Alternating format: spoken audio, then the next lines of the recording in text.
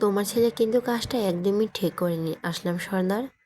ছেলে আমার তাহলে কাজটা কেমন হওয়া উচিত তুমি নিশ্চয়ই বুঝতে পারছো।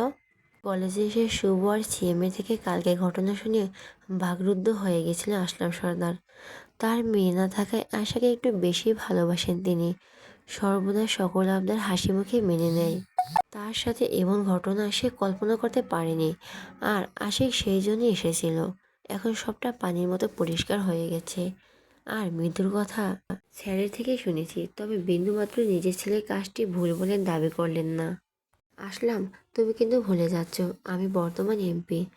আমি এক সময় রাজনীতি করেছিলাম আজমল। আমাকে রাজনীতি শিখাতে এসো না। স্ত্রী সন্তানের মুখের দিকে তাকে রাজনীতি ছেড়ে দিয়েছি। তোমাকে সাবধান করতে আসলাম, এই জন্য তোমাকে পস্তাতে হবে। বন্দুক বিক্রি করেছি তার মানে ট্রেনিং ভুলে যায়নি। কি বলতে চাও? বুদ্ধিমানের জন্য ইশারা যথেষ্ট। এইটুকু বুদ্ধিমান তোমাকে ভাবতেই পারি। ভালো থেকে আমাদের আর দেখাও না, নাও হতে পারে। বলেই বেরিয়ে গেল আসলাম সর্দার। পিছনে দাঁড়িয়ে আজমল সাহেব আসমাস যাওয়া দেখছে। এই সময় আসলামের ডান হাত ছিল আজমল। রাজনীতির প্রায় সব দায়িত্ব দিত আজমলকে। চোখ বন্ধ করে বসা করত। সেই বেইমানি করেছে তার সাথে। বিপরীত দলের উস্কানিমূলক বক্তব্য শুনে তার মনেও রাজনীতির লোভ ধরে গিয়েছিল। আসলাম সর্দার সব সহ্য করতে পারত, কিন্তু বেইমানি নয়। এভাবে তাদের সুন্দর বন্ধুত্বপূর্ণ ভালো সম্পর্কের ইতি হয়ে যায়। আজমল সেটা বুঝতে পেরেছিল, কিন্তু ততক্ষণে খুব দেরি করে ফেলে। সন্ধ্যায় আশিকে নিজের রুমে ডেকে পাঠায় আসলাম সর্দার। আসবো? এসো। রুমে কিছুটা নীরবতা চলল। নীরবতা ভেঙে আশিক বলল, কিছু বলবে আব্বু? আশরাফ সর্দার পেছনে ফিরে ছেলের দিকে তাকিয়ে বললেন, তুমি কালকের ঘটনা আমাকে বলনি কেন? আশিক এই বিষয়ে কাউকে জানিয়ে বিব্রত বা চিন্তা কোনোটাই দিতে চায়নি, কিন্তু তার বাবা জানলো কে করে? ভেবে পাচ্ছ না? কোন বিষয় আব্বু? তুমি হেয়ালি করো না, আমি সব জানি। আজকে প্রিন্সিপাল আমাকে ডেকেছিলেন। মেয়েটার বাবা এসেছিল। আশিকের ভাবলেশীন উত্তর। তো তো মানে আমি কিছু কিছু জানার অধিকার রাখি না। আমি কাউকে অযথা চিন্তা দিতে চাইনি। তাতে কি সমস্যা মিটবে? মিটে গেছে। আর কোনো ঝামেলা হবে না। না হলেই ভালো। তোমাকে যেন কালকে অফিসে দেখি। আশিক শুধু সেই মেয়ের ব্যবস্থা করতে অফিস থেকে বের হয়েছিল, কিন্তু তারা সবাই মনে করেছে আশিক রাগ করেছে। আশিক কখনো নিজের দায়িত্ব ভোলে না। জি আব্বু। আশরাফ সর্দার হাত ছাড়লেন। আশিক রুম থেকে বেরিয়ে চলে গেল। বাবা ছেলের মনে হাজার কথা থাকলেও মন খুলে কোনো কথা হয় না। অদৃশ্য একটা দেওয়াল সবসময় বাপ ছেলের মাঝে বিরাজমান। এটা শুধু কল্পনায় নয়, বাস্তব চরিত্রেও এর প্রভাব ভূমিকা আছে। রাতে ছাদে একা একা বসে আছে আশিক। চাঁদের আলোতে ঝলমল করছে ধরণী। চারদিকে নিস্তব্ধতা। জীবন কাকে কোন পরিস্থিতিতে কখন ফেলে তার কোনো সংকেত নেই। আয়শার মন কেমন শুধু সারাদিন আশিককে খোঁজে আজকাল।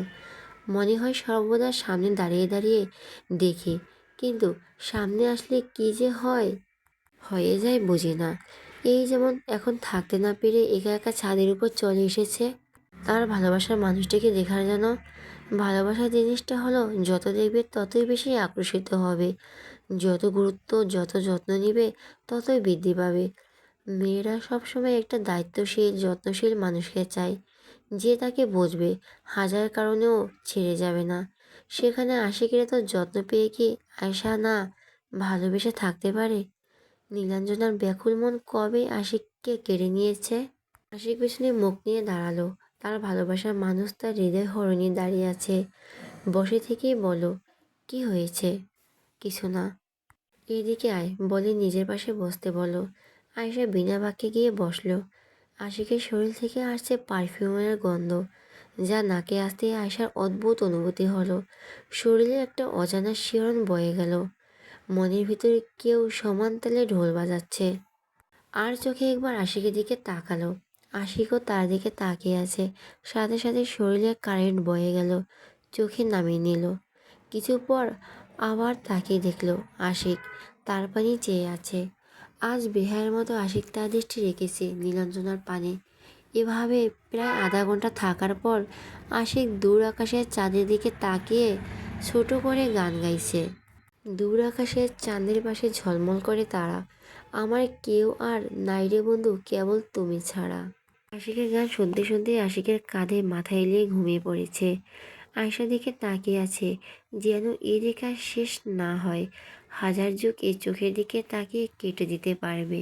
তুই জানিস সে কত ছোট থাকতে আমার হৃদয় হরণ করেছিস তুই। শূন্য হৃদয় আর কতদিন বাঁচা যায়। আমি দুর্বল হয়ে যাচ্ছি হৃদয়হীনা। আর কত অপেক্ষা। এই অপেক্ষার কি তবে শেষ নাই? আমি সামনে কিছু দেখতে পারছি না। আমাকে তোর দহনে আর কত পুড়াতে হবে? তাড়াতাড়ি বড় হয়ে যা না। ঘুমন্ত আয়শা কোনো উত্তর করতে পারল না। আশিক আয়শা রুমে গিয়ে আসলো। দিন বদলায়, মানুষ বদলায়, সময় বদলায়, শুধু মানুষের মনে স্মৃতি হয়ে থাকে অতীত। দেখতে দেখতে আজ আয়শার ইন্টার ফার্স্ট ইয়ারের ফাইনাল এক্সাম চলে এলো। আশিক তাকে অনেকটা ভালোই পড়িয়েছে ফিজিক্সে। যতটা দুর্বল ছিল ততটা নেই। এক্সাম দিতে নিয়ে গেল আশিক। বাইক থেকে নেমে কেমন জানি হাত পা অজানা ভয়ে কাঁপছে। এটা নতুন কিছু নয়, এক্সাম দিতে আসলে এরকম হয়। আশিক সুন্দর মতো টেনশন নিতে বারণ করলো। কোনো টেনশন করবি না, যা পারবি তাই লিখবি, তার উত্তর আগে করবি। যেটা পারবি না ওই প্রশ্নের দিকে দ্বিতীয়বার ঘুরে তাকানোর দরকার নেই, বুঝেছিস? আশা মাথা নাড়ল। আশিক চলে গেল অফিসে। বন্ধু মহলের সবাই এক রুমে পড়েছে। পরীক্ষা যেমনই হোক, চেনা মুখ থাকলে টেনশন ফ্রি থাকা যায়। পরীক্ষা চলল টানা 3 ঘন্টা। সবাই এক্সাম দিতে বেরিয়ে এসে জিজ্ঞেস করলো, কার কেমন হয়েছে? সবারই মোটামুটি ভালো হয়েছে। আশিক বাইক নিয়ে বাইরে দাঁড়িয়ে আছে, কিন্তু এই মেয়ের কোনো দেখাই পাওয়া যাচ্ছে না। আশিক এক্সামের সময় গার্ড দেয় না, এটা তার ভালো লাগে না। তাই অফিস করে এসেছে আশাকে নিতে। 15 মিনিট দাঁড়িয়ে আছে আসার জন্য। অবশেষে তার প্রিয়সী দেখা মিলল। সব বন্ধুরা মিলে বেরিয়ে এলো। যা, তোকে নিতে এসেছে তোর ভাইয়া। উহ, সরি, তোর তো আবার মাস্টার মশাই। চুমকির কথা আশা একটু লাজুক হলো। সেই পড়াতে শুরু করেছে, তখন থেকে আশা মনে মনে মাস্টার মশাই ডাকে। বন্ধুদেরও তাই বলেছে, তারা যেন ভাই না বলে আশার মাস্টার মশাই বলে। এই রকম দুষ্টু মিষ্টি খুনসুটিতে তাদের বন্ধুত্ব আরও বেশি গাঢ় হয়েছে, একে অপরের ভাই বোনের মতো। আশাকে নিয়ে বাইকে উঠলো। বাইক চলতেছে তার আপন গতিতে। আশিক বাবির চুলগুলো এলোমেলো হয়ে উড়ে উড়ে আসছে। যা, আয়শার কাছে অন্যরকম ভালো লাগছে। আয়নায় আশিক তার মায়াবতীর চেহারা দেখে নিল। তার দিকে তাকিয়ে আছে, হালকা মুচকি হেসে নিল। এভাবে সমস্ত এক্সাম শেষ হয়ে গেল। এক এক করে সময়ের স্রোতে ভেসে যায় দিন, প্রহর ক্ষণ। এইবার সেকেন্ড ইয়ারে উঠেছে আয়শা। বন্ধু মহলে সবাই খুব ভালো রেজাল্ট পেয়েছে। অন্তু ভার্সিটির ফাইনাল এক্সাম দেওয়ার পর রেয়ান এসে নিয়ে গেছে। বিয়ে হয়ে গেলেও শ্বশুরবাড়ি যেতেই হয়, এটাই নিয়ম। ছোটবেলা থেকে গড়ে ওঠা শেকড় অন্য এক বাড়িতে স্থাপন করতে হয়। আজকে কলেজে যাবে রেডি হয়ে নিচে নামলো। আশিক ড্রয়িং রুমে বসেছিল, তার মায়াবতী দিকে নজর গেলেই আয়শাও তখন তার পল্লব ঝাটপানো আঁখি দুটো আশিকের দিকে দিতেই লজ্জায় লাল হয়ে চোখ নিচু করলো। আগে যেমন লাফালাফি করতো এখনও করে, তবে আশিকের সামনে আসলেই বেশি নিস্তেজ হয়ে পড়ে। মনে হয় বুকের ভিতরে কেউ হাতুড়ি পিটাচ্ছে। শরীরে এক অন্যরকম শিহরণ বয়ে যায়, যা আশিকের প্রতি আরও দুর্বল করে। আশিক আয়শার দিকে তাকিয়ে আছে। হায়, চোখের দিকে তাকালে মুখের ভাষা হারিয়ে যায়। মনে মনে বলো, কি জাদু করেছো বলো না? এই দেহে প্রাণ, প্রাণ তো আর থেকে না। আশিক বাইকের কাছে গিয়ে দাঁড়িয়ে আছে। এটাই প্রতিদিনের রুটিন হয়ে গেছে, আশাকে নিয়ে যাওয়া আর আসা। এভাবেই দিন কেটে যায়, আর রাতের অন্ধকারে নির্বাচিত হয় অদ্ভুত ভবিষ্যৎ। আশা এসে দেখে আশিক দাঁড়িয়ে আছে। এটা নতুন কিছু নয়, তবে আজকে আশিক মাথায় ক্যাপ পরেছে, যা বাবরি চুলের সাথে দ্বিগুণ সৌন্দর্য বাড়িয়ে তুলেছে। চলতে থাকা পা দুটো থেমে অপলক দৃষ্টিতে তাকিয়ে পরখ করছে আশিকের পা থেকে মাথা পর্যন্ত। হায় হায়, মেয়ে তো লাড্ডু হয়ে গা। হি ইজ সো কিউট বলে লাজুক ভঙ্গিতে দুহাত দিয়ে চোখ মুখ ঢাকলো। দিন দিন আয়শারও ভালোবাসা বেড়ে চলছে। অচেনা পথে হাঁটতে কি জানি শেষ পর্যন্ত তার মাস্টারমশাইকে পাওয়া হয় কি না। আশিক দূরে দাঁড়িয়ে আয়শার ভঙ্গিমা বোঝার চেষ্টা করছে। এই মেয়ে আধা পাগল হয়ে গেল নাকি কে জানে। এমনি পাগল আছে, তার উপর আরও পাগল বানাইও না। কি রে, দাঁড়ায় থাকবি নাকি চলে যাব? আশিকের জোরে জোরে কথা শুনে হাত নামিয়ে স্বাভাবিক হয়ে দ্রুত হাঁটা ধরলো। কি ওখানে দাঁড়িয়ে দাঁড়িয়ে কি একা একা হাসছিস? পাগল হয়ে গেলে নাকি? হুম, আপনার প্রেমে। কিছু বলছিস? কই না তো। বাইকে উঠিয়ে নিয়ে গেল আয়শাকে। বন্ধু বান্ধব সব মিলিয়ে দারুণ আড্ডা হয়। পিকনিকের সময় চলে এসেছে। সবাই যাবে, দূরে যাওয়ার 3 দিন থাকতে হবে। নূপুর চমকে কোথাও গেল। আয়শাকে কোনোভাবে যাওয়ার পারমিশন দেয়নি। আয়শা তো দুপুর থেকে এসে খাওয়া দাওয়া অফ করে দিয়েছে। তার সব বন্ধুরা যাবে, শুধু সে ছাড়া। এটা কোনো কথা হলো? সবাই কিভাবে যে ছোট বলে কোথাও যেতে দেয় না। আর কি ছোট আছি আর নাকি আমি? অনেক ডাকাডাকির পর ও দরজা খুলেনি। আয়শার মা পিকনিকের কথা তোলার সাথেই সাপ সাপ জানিয়ে দিয়েছে কোনো পিকনিকের দরকার নেই। কোথাও দূর ঘুরতে চাইলে বাড়ি থেকে ভাইয়াছে নিয়ে যাবে। এটা কোনো কথা হলো? স্কুল জীবনের বন্ধুদের সাথে ঘোরার মজাই আলাদা। তা না, ভাইয়ের সাথে যাবে। 80 বছরের বুড়ো হয়ে গেছি যে ভাইয়ের সাথে ঘুরতে যাব, মজা পাবো। রাতে খেতে বসলে আয়শা না পেয়ে আশিক জিজ্ঞেস করলো, আয়শা কোথায়? আর বলিস না বাবা, সেই যে কলেজ থেকে এসে দরজা লাগিয়েছে আর খুলেনি। আশিকের এখন হাত ধুয়েছে, খেতে শুরু করবে। আয়শা দরজা খুলেনি এই কথায় থেমে যায় আশিকের হাত। কেন, কি হয়েছে? তোমরা ডাক দাওনি ওকে? ডেকেছি কিন্তু খাবে না বলেছে। কেন, কেউ কিছু বলেছে তোমরা? কলেজ থেকে নাকি পিকনিকে নিয়ে যাচ্ছে। বায়না ধরেছে পিকনিকে যাবে। এই মেয়েকে আমি একা সাথে পারবো না। আর আকাশও ফিরে নাই যে ও নিয়ে সাথে যাবে। আমি একা পাঠিয়ে দূর সেন্টারে থাকতে পারবো না। আশার মায়ের কথা শুনে আশিক উঠে গেল। কি হলো, তুই কোথায় যাচ্ছিস? খেয়ে যা। আমি আসছি মা, বলি আশিক চলে গেল। আকাশ আর অর্ণব তাকিয়ে আছে। দুজন দুজনের দিকে তাকিয়ে ইশারা করলো। কাজ করে এসেও এখন আশাকে সামলাতে হচ্ছে। বাইরে থেকে এসে ঘরে, কি কপাল ভাইয়ার। দরজায় ডাক পড়তে আয়শা লাফিয়ে শোয়া থেকে বসে পড়ল। আয়শা, দরজা খোল। 2বার ডাকার পরও ঘর থেকে কোনো আওয়াজ আসলো না। কি হলো? আমি কিন্তু আর একবার ডাকবো। বলার সাথে সাথে দরজা খুলে গেল। মনমরা হয়ে আছে আয়শা। হবে নাই বা কেন? একসাথে সব বেস্ট ফ্রেন্ডরা চলে যাবে, আর সে কীভাবে একা একা বাড়িতে থাকবে? আয়শার মুখে অন্ধকার দেখে আশিকের বুকের মধ্যে ব্যথা শুরু হয়ে গেছে। সামান্য পিকনিকে যাওয়া হয়নি, তার জন্য এত দূর? এ তো জেদ কোনো মেয়ের হয়। কি হয়েছে? কিছু না। তাহলে খেতে আসলি না কেন? এমনি। এমনি এমনি কেউ খেতে যায় না? আমার ইচ্ছে করছে না, তাই যাব না। একটু কাছে গিয়ে মুখটা আশার এগিয়ে বলল, তা কি ইচ্ছে করছে ম্যাডাম? আশার ম্যাডামটাকে চোখ বড় বড় করে আশিকের দিকে তাকালো। দূরত্ব খুব কমে মুখের সামনে দাঁড়িয়ে আছে আশিক। আয়শার নিঃশ্বাস বন্ধ হওয়ার উপক্রম। হাত পা কাঁপাকাঁপি করছে। এই গভীর বাদামি চোখের দিকে তাকালে আয়শার সমস্ত শরীর কাঁপুনি দিয়ে ওঠে। আশিক আবার মায়া ভরা কণ্ঠে আবার শোধালো, বলুন ম্যাডাম, কি হচ্ছে? কি ইচ্ছে? আশার তাড়াতাড়ি মাথা নিচু করে কাঁপতে থাকে। আশিককে দেখে আর তাকাতেই পারছে না। কেমন শিহরণ। আশিক প্যান্টের পকেটে হাত রেখে সোজা হয়ে দাঁড়িয়ে বলল, তুই যত কাঁপাকাঁপি করছিস ভূমিকম্পেরও হার মানাবি। কাঁপাকাঁপি বন্ধ কর। আয়শা এসব শুনে আরও প্রবল বেগে কাঁপাকাঁপি করছে। উফ, আমি কাছে আসতে এত কাঁপাকাঁপির কী আছে বুঝি না। আশিক একটু ঘুরে দাঁড়িয়ে দরজার সামনে এসে থেমে গেল। পেছন ঘুরে বলো, পিকনিকে গেলে এখনই খেতে আয়। আমি যাওয়ার পূর্বে যেন তোকে খাবার টেবিলে দেখতে পাই। আশিক যাওয়ায় আয়শা কিছুটা স্বস্তি পায়। উনি কি বলে গেলেন? আমাকে পিকনিকে যেতে দিবে? ইয়ে বলে লাফিয়ে উঠল। তাড়াহুড়া করে ফোন করছে বন্ধুদের জানানোর জন্য, কিন্তু মনে পড়ল আশিকের আগে খাবার টেবিলে যেতে বলেছে, তবেই যেতে দিবে। ফোন খোঁজাখুঁজি রেখে দৌড় দিল। সবে সিঁড়ি দিয়ে নামছে আশিক। এত জোরে আশিকের পাশ দিয়ে দৌড় দিল যেন মনে হয় ঘূর্ণিঝড় ছেড় বয়ে গেল। কী রে, আস্তে আস্তে আয়, পড়ে যাবি তো।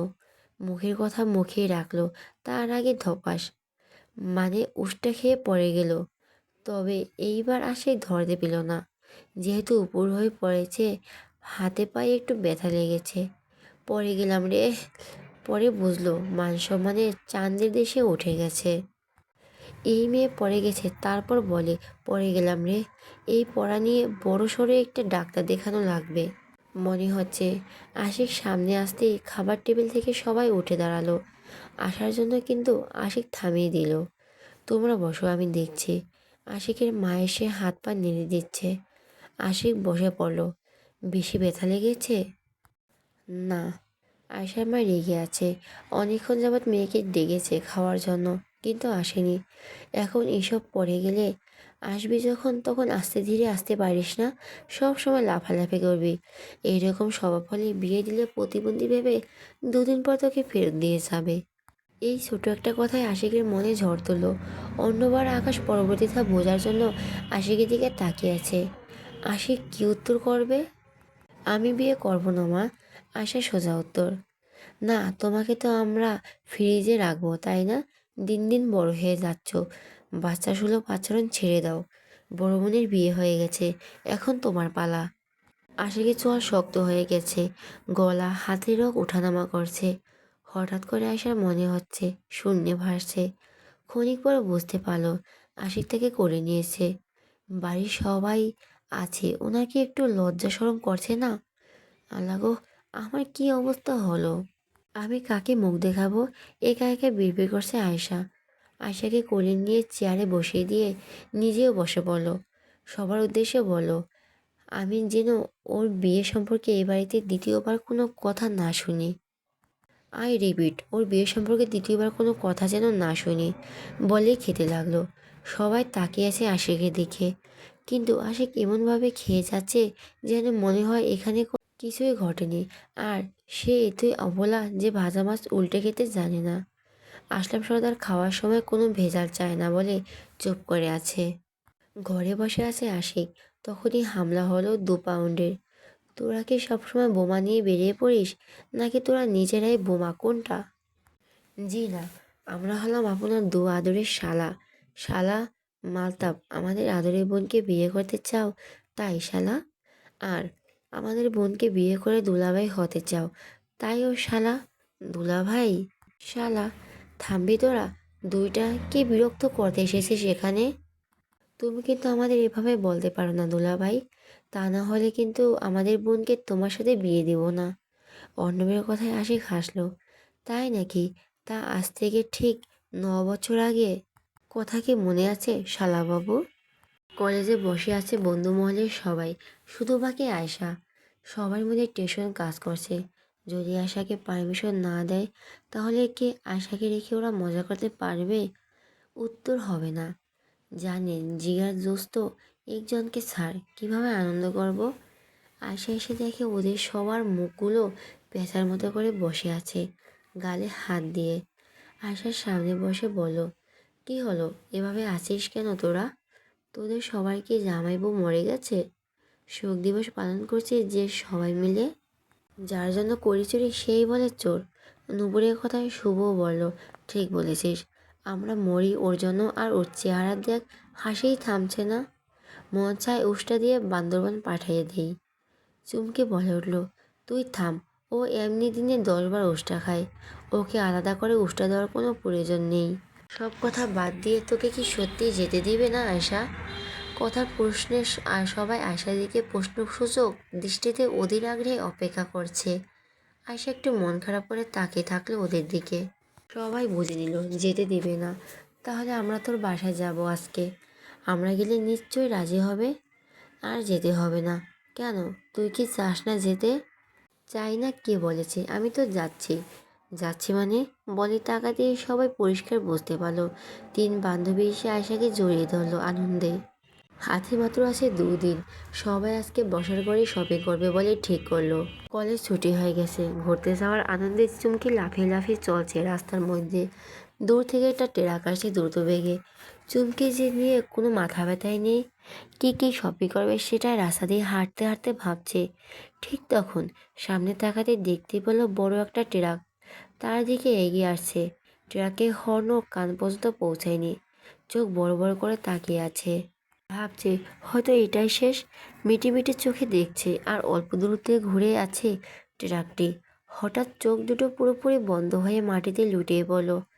না, পড়েনি। তার আগে কেউ তার শক্ত বাহুতে আবদ্ধ করে রাস্তার পাশে সরে গেল, আর ট্রাকটি অল্প দূরত্বেই ঝড়ে বেগে পাশ কেটে চলে গেল। চোখে পানি ছিটে যাচ্ছে, কিন্তু হুঁশ ফিরল না। প্রায় 7 মিনিটের মাথায় সফল হলো। পিটপিট করে চোখ খুলে তাকালো চুমকি। সামনে তাকিয়ে বলল, আমি কি মরে গেছি? আরে দাদু, আপনিও মরে গেছেন কবে? মরার পরও আপনার সাথে দেখা হলো? হে আল্লাহ, তুমি আমাকে মরার পরও এই বুড়া দাদুর সাথে দেখা করলে কেন? বেঁচে থাকতে ঝগড়া কি কম হয়েছে? বুড়া দাদু, আপনাকে কি আমার কাছে আসতে হলো? চুমকিকে বসিয়ে সরে দাঁড়ালো অর্ণব। হ্যাঁ, অবশ্যই। হ্যাঁ, অর্ণব চুমকিকে সরিয়ে নিয়েছিল। গাড়ি নিয়ে যাওয়ার সময় দেখে ট্রাক আসছে একটা মেয়ের দিকে। তখনই অর্ণব বাইক থামিয়ে দৌড়ে গিয়ে চুমকিকে ধরে সরে নিয়ে গেল। কত বড় সর্বনাশের হাত থেকে রক্ষা পেল অর্ণবের জন্য। তার উপর এসব উল্টাপাল্টা প্রশ্নে অর্ণবের বিরক্ত লেগে গেছে। চুপ করো অসভ্য মেয়ে কোথাকার! তুমি মরে যাওনি এখনো, বেঁচে আছো। বেঁচে থেকে আমার মাথা চিবিয়ে খাচ্ছ, বুঝেছো? যত সব। রাস্তাটা তোমার বাবাকে কিনে নিতে বললেই তো তাহলেই তো হয়। পুরো রাস্তা উড়ে উড়ে চাইলেই শুয়ে হামাগুড়ি দিয়েও যেতে পারো। রাস্তায় কোনো গাড়ি তোমাকে ডিস্টার্ব করবে না। আপনি বাবা তুলে কথা বলবেন না, তাহলে আপনাকে মেরে উগান্ডা পাঠিয়ে দেব। বলে উঠতে গিয়ে মা গো বলে আবারও বসে পড়ল। পায়ে একটু ব্যথা পেয়েছে, নিজে উঠতে পারে না, আবার আমাকে উগান্ডা পাঠিয়ে দেবে। মেয়ে মানুষের এই দোষ, পারুক আর না পারুক ঝগড়া করেই যাবে। বুদ্ধি হাঁটুর নিচ। মেয়েদের বেঞ্চে যে হাঁটুতে থাকে কথাটা মানুষ আর এমনি এমনি বলে না, ঠিকই বলে। কি বললেন? বুদ্ধি হাঁটুর নিচে? ব্রেন হাঁটুতে নিচে থাকবে আমরা? তা নয়তো কে?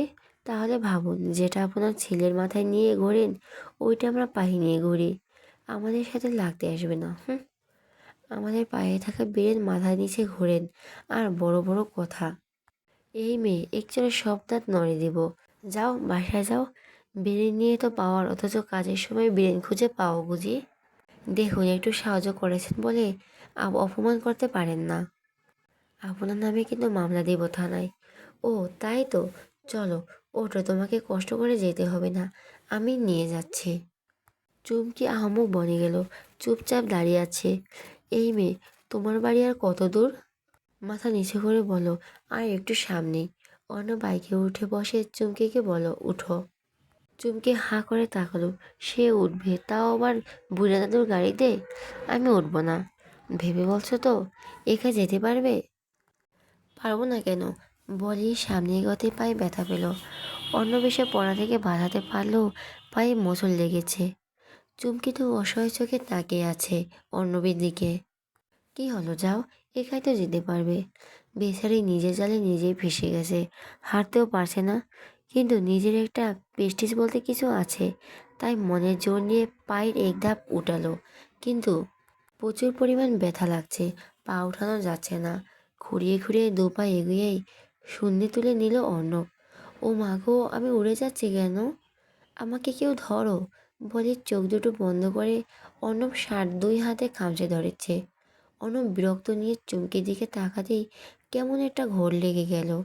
চোখ দুটো ভয়ে ভয়ে বন্ধ করে আসে। কপালের হালকা হালকা চুলগুলো ঘেমে লেপ্টে আছে। ফর্সা ত্বক রোদে লালচে, গরমে লাল টুকটুকে হয়ে গেছে। বিন্দু বিন্দু ঘাম জমেছে নাকে, যা অর্ণবের মতো পুরুষকে আকর্ষিত করতে খুব সময় নিল না। অনেকক্ষণ পর চুমকির চোখ খুলতেই সোজা অর্ণবের চোখে দৃষ্টি মিলল। চুমকিও একই রকমভাবে তাকিয়ে আছে। শূন্য নির্জন রাস্তায় দুই মানব মানবীর যেন দৃষ্টি মিলনের পর্ব চলছে। চুমকি অর্ণবের এইভাবে তাকানো দেখে অর্ণবের বুকের শার্টটা আরো শক্ত করে খামচে ধরতেই চুমকির নখ বেছাড়া অর্ণবের বুকে গেঁথে গেল। সাথে সাথে আহ করে উঠল। রাস্তায় দাঁড়িয়ে আছে আদর। তার প্রায় নিত্যদিনের কাজ, সেই চায়ের দোকানে বসে প্রতিদিন তার ঘুম পড়িকে দেখা। শুক্রবার একটা দিন, সে অনেক কষ্ট করার পর তবুও মাঝে মাঝে চলে যায় নুপুরের বাড়ির রাস্তায় এক পলক দেখার জন্য ঘন্টার পর ঘন্টা অপেক্ষা করে বসে থাকে। কোনোদিন বা দেখা পাওয়া যায় সেই 3তলা ছাদে, কোনোদিন বা এক তৃষ্ণার্ত পাখির মতো ফিরে যেতে হয়। মাঝে মাঝে চায়ের দোকানদার চাচাও বলে, মেয়েটাকে এত ভালোবাসো বাপ? তাহলে বলে দিচ্ছ না কেন? জানি না চাচা, আমাকে কিভাবে দেখবে যদি রাজি না হয়। তার থেকে ভালো দূর থেকেই দেখি, সময় হলে ঠিক বলবো। দেখো বাবা, খুব বেশি দেরি না করে বলো ফেলো। ভালোবাসা কখন অপ্রকাশিত, কখনো রাখতে নেই। যত দিন যাবে সে হয়তো তোমার কাছ থেকে হারিয়ে যাবে, তখন তুমি চাইলেও আর কিছু করতে পারবে না। তাই সময় থাকতে বলে দিও। আমি তোমাকে অনেক দিন থেকে দেখছি, মাইয়াটাকে না পেলে তুমি খুব কষ্ট পাবে। একতরফা ভালোবাসা খুব যন্ত্রণা হয় বাবা। আদরও কোনো কিছু মনে করে ভাবলো, তারপর চলে গেল। আয়শা খুব এক্সাইটেড ঘুরতে যাবে বলে, মনে মনে আশিককে অনেক ধন্যবাদ দিল, ওনার জন্যই যেতে পারছি। তখনই মনের মধ্যে জেগে উঠল এক এক চাওয়া। সে এখন আশিককে এক নজর দেখতে চায়। কেমন জানি বুকের ভিতর অশান্তি লাগছে। দেখতে চেয়েছে মানে দেখতেই হবে। যখন যেটা করতে মন চায় সেটাই তার করতে হবে। তা না হলে মাথার ভিতর ভীষণ চিন্তা ঘুরতে থাকে, কখন করবে কখন করবে। বড় অধৈর্য আয়শা, মন যা চায় তাই করে। লাফিয়ে লেবে তার চঞ্চলতা বাড়িয়ে ঘিরে থাকে। সবাই অবশ্য খুব ভালোবাসে আয়শাকে। এই ছেলে মানুষই। মাঝে মাঝে বাড়ির মানুষ দুজনায় দুটানায় পড়ে যায় যে অহনা আর আহিল বুঝি বুদ্ধিমান, আয়শা থেকে বড়। আয়শা থেকে তারাই বেশি ম্যাচিওর। যেই ভাবায় সেই কাজ। ঘর থেকে বের হলো। আশিকের ঘরের দরজা সোজাসুজি হওয়ার বেশি দূর যেতে হলো না। অবাক, আবার সহজে কেউ দেখতেও পাবে না। আয়শা এই সুযোগটাই কাজে লাগালো। দরজায় হাত রাখতেই দরজা খুলে গেল। হালকা করে মাথাটা বের করে উঁকি দিয়ে রুমের পরিবেশ বোঝার চেষ্টা করছে, কিন্তু কাউকে দেখতে পেল না। তাই পা টিপে টিপে রুমের ভিতর প্রবেশ করলো। রুমটা ঘুরে ফিরে দেখছে। খাটের উপর লাফিয়ে উঠল। বাহ, কি সুন্দর নরম বিছানা ওনার। এত সুন্দর জায়গায় ঘুমায়ওনি। আমি হলে তো 12টার আগে ঘুম থেকে উঠতাম না। কি সুন্দর বিছানা, হায়। লাফিয়ে লাফিয়ে প্রায় বিছানা এলোমেলো করে ফেলছে। চাদর জড়িয়ে ফেলে খাটের মাঝখানে হাত পা ছড়িয়ে গড়াগড়ি করছে। ইস, আমি যদি এই বিছানায় থাকতে পারতাম না, কি শান্তি। তখনই ওয়াশরুম থেকে ভেসে এলো আশিকের কণ্ঠ। কে এসেছিস? আমাকে আলমারি থেকে ট্রাউজারটা দিয়ে যা। আয়শা চোখ কপালে তুলে এক লাফে শোয়া থেকে উঠে বসলো। ভয়ে হাত পা কাঁপাকাঁপি করছে। তখন আবার আশিকের হুঙ্কার আসলো, কিরে, কথা শুনতে পাচ্ছিস না? আলমারি থেকে একটা ট্রাউজার দে আমাকে। আশা তো ঘাবড়ে গিয়ে কপালে ঘাম ছুটেছে। এখন কি করবে? পালিয়ে যাবে, নাকি ট্রাউজার দিয়ে বসে বসে ঝাড়ি খাবে? যেতে গিয়েও আবার আশিকের কথা শুনে ভয়ে ভয়ে আলমারির দিকে পা বাড়ালো। আলমারি খুলে তন্ডা লেগে চেয়ে আছে।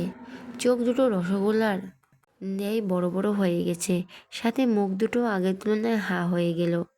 ওয়াশরুম থেকে অনবরত কথা আসতেই আশার ধ্যান ভেঙে গেল। অনেক খুঁজে একটা ট্রাউজার নিয়ে আলমারি বন্ধ করলো। সে এখন কল্পনা জগতে বসবাস করছে। কি দেখলো? এটা কিভাবে সম্ভব? আশা গিয়ে ওয়াশরুমের দরজায় টোকা দিল। তাতে করে দরজা হালকা খুলতেই আশার ট্রাউজারটা এগিয়ে দিল। ট্রাউজার নেওয়ার সাথে সাথে সে এক দৌড়ে পালাবে, কিন্তু আশার ভাবনার মাথায় জল ঢেলে আশিক ট্রাউজার সহ আশার হাতটা টান দিয়ে ওয়াশরুমের ভিতরে নিয়ে গেল। আশার চোখ কপালে উঠে গেল, চোখ খিচে বন্ধ করে আছে। আশিক দরজা খোলার শব্দ পেয়েছিল, কে এসেছে ঠিক বুঝতে পারছে না। খাটের উপর লাফালাফি করার ফলে আয়শার পায়ের নুপুরের শব্দে আশিকের চিনতে অসুবিধা হলো না যে তার রুমে কে প্রবেশ করেছে। কি হলো? চোখ বন্ধ করে রেখেছেন কেন ম্যাডাম? চোখ খুলুন। আমার ঘরে কি চুরি করতে এসেছেন? জানতে পারি কি? দুষ্টুমি সুরে আশিক বলল। আশা তো লজ্জায় শেষ। মনে মনে ওনার কি একটু লজ্জা নাই নাকি? জামা কাপড় পরেনি, আবার আমার চোখ খুলতে বলে, অসভ্য কোথাকার। আয়শার লজ্জায় যায় যায় অবস্থা। নিজেকে কেমন অদ্ভুত অদ্ভুত লাগছে। কান দিয়ে ধোঁয়া বেরোচ্ছে। বুকের ভিতর ধকধক শব্দ যেন দুহাত দূরে থাকা মানুষও শুনতে পাবেন। আশিক থুতনিতে আঙ্গুল দিয়ে আশার মুখটা নিজের দিকে করলো। এখনও চোখ বন্ধ করে আছে। চোখ খোল বলছি, তাও চোখ খুলছে না। আশিক আশার অবস্থা থেকে একটু হাসলো। মজার ছলে বলো, যদি এবার না তাকাস তাহলে কিন্তু তোকে আজকে এইখানেই ভিজতে হবে। তুই যদি রাজি থাকিস আমরা একসাথে গোসল করতে পারি। আশা নিজের কানকে বিশ্বাস করতে পারছে না। সচরাচর আশিক কখনোই সব কথা বলে না, তাই হজম করতে পারছে না। কিন্তু অচেনা ভয়ে তাড়াতাড়ি চোখ খুলে তাকালো। উনি তো জামা কাপড় পরেই আছে, তাহলে আমাকে ট্রাউজার আনতে বললো কেন? আশিক আশাকে একটু ভয় দেখানোর জন্য ট্রাউজার নিয়ে আসতে বলেছিল, কিন্তু এতে ভয় পেয়েছে দেখে আশিকের নিজেরই বুক ফেটে হাসতে ইচ্ছে করছে। কাঁপা কাঁপা কণ্ঠে বলল, আমি রুমে যাব। কেন?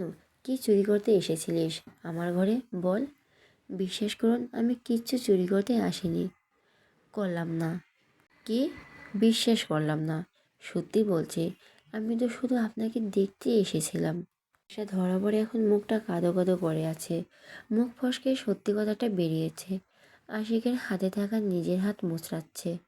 চল ঘরে চল বলতেই আয়শার মনে পড়ল সে খাটে যা অবস্থা করেছে। এখন যেভাবে চোর বলছে, তখন তো গণধোলাই খাওয়াবে। বুদ্ধি করে আশিকে বলো, আপনি পিছনে ওটা কি? পিছনে কি দেখার জন্য ঘুরে তাকালেই আশার হাত টান দিয়ে এক দৌড়ে নিজের ঘরে। সে বেককলের মতো তাকিয়ে আছে। এটা তার সাথে কি হলো? আমার সাথে মজা করিস তুই? আমাকে বোকা বানানো হচ্ছে। সত্যি তোর বুদ্ধি তারিফ করতে হয়। ওয়াশরুম থেকে এসে খাটে এমন অবস্থা দেখে আশিকের বুকে হাত দিয়ে বসে পড়ল। এই মেয়ে বড় হবে কবে?